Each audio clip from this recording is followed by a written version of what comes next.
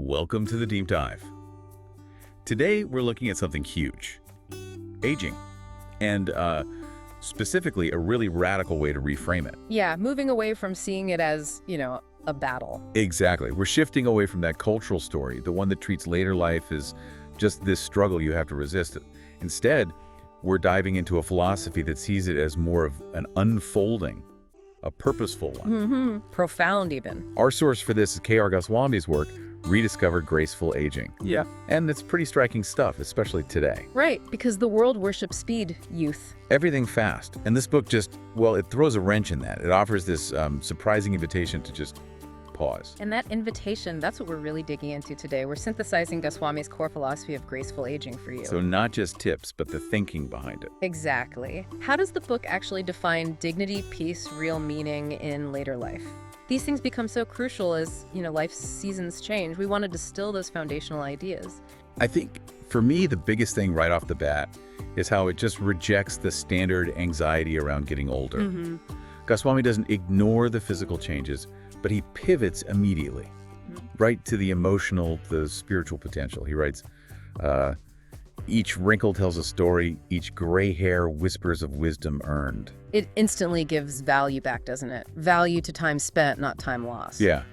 Okay, so let's really unpack this core contrast he sets up. That contrast is absolutely central. The book's main point, really, is that this cultural obsession with fighting aging, that itself is a huge source of suffering. Because it's that you can't win. Well, yeah.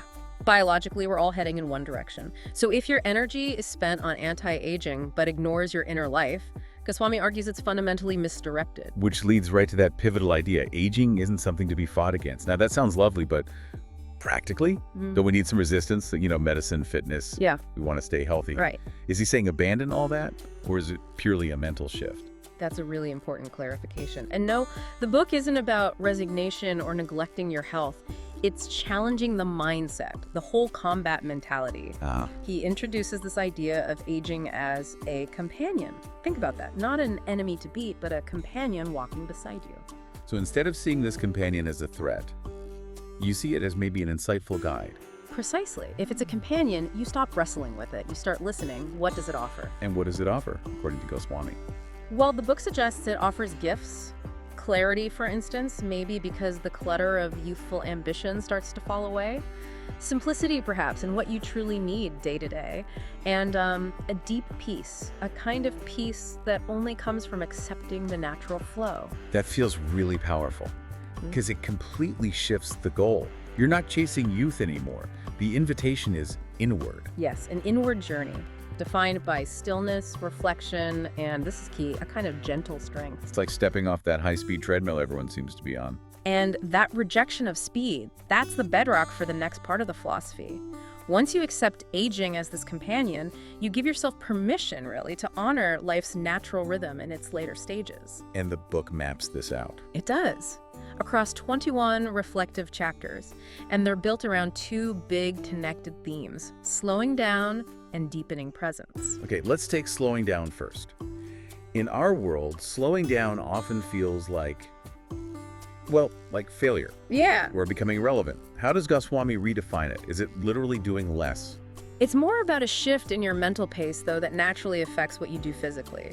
Goswami stresses it's not about stepping away from life. It's about stepping closer to life's essence. Closer? How so? The focus moves from the sheer quantity of actions, how much you get done, to the quality of your attention during those actions. Can you give an example? Sure. Think about, say, having a conversation. Maybe when you were younger, you'd rush through it, already thinking about the next thing on your list. Definitely done that. Right. Slowing down, in Goswami's sense, means giving yourself the mental space to actually notice things. The taste of your food, the way someone's voice sounds, the small details you missed when you were constantly rushing. So it's trading output for what?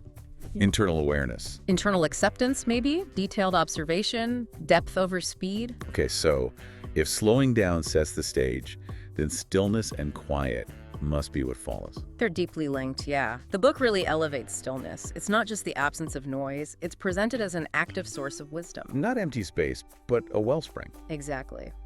Goswami encourages the reader to, quote, trust silence. and honor the moment. It's in that stillness, that quiet trust, that your inner knowing, all that accumulated wisdom can finally surface. This is where it gets really interesting for me, the redefinition of strength. If you're slowing down seeking stillness, you're obviously not winning any races. Right. And the book says true strength isn't about how fast you move, but in how deeply you can rest in your own truth.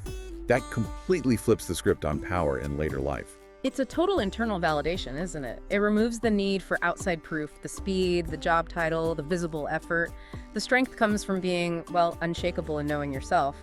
And this idea is crucial because it directly enables the next big theme, the art of acceptance. Ah, acceptance. Another tricky word. Often sounds like giving up.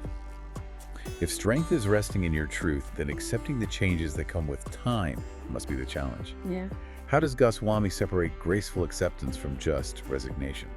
Yeah, this is often where people feel some friction, but the book is quite clear.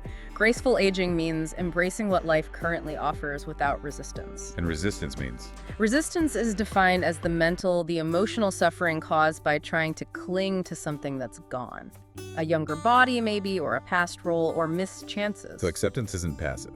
No, according to the source, it's active alignment. It's about recognizing that fighting the current, fighting reality, just causes pain. Yep. You embrace what is this moment, this body, this reality, instead of desperately holding on to what was. But that's got to be incredibly hard for people. I mean, think about someone whose whole identity was tied to their job or their physical ability. Letting go of that. It feels like loss. How does the book handle that pain? It reframes letting go. It's not presented as loss, but as an act of creation. Creating space. Is for what? Space for something deeper. Connection.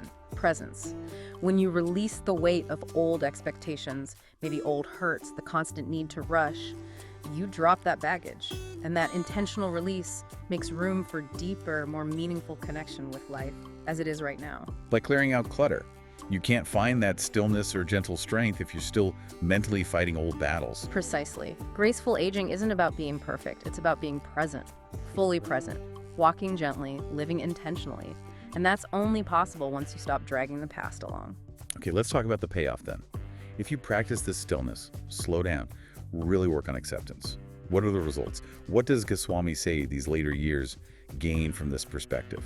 The ultimate gifts, as the book frames them, are meaning, joy, and dignity. And they all come from within. Internally derived. Yes. When you shift from doing to being, your whole lifestyle can change. It becomes one lived with potentially a profound sense of purpose. The book really celebrates these gifts, saying the years don't diminish you, they deepen you. So meaning isn't necessarily about, like, starting a new company at 70. It could be, but it doesn't have to be. Meaning might be found just in the wisdom you can offer, or simply in the ability to enjoy a simple moment fully. And joy, redefined here, isn't about chasing the next big thing.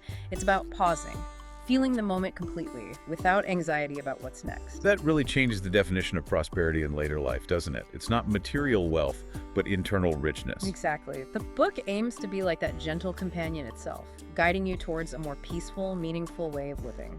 It really pushes the idea that aging is a gateway, not just an endpoint. A gateway to something more profound.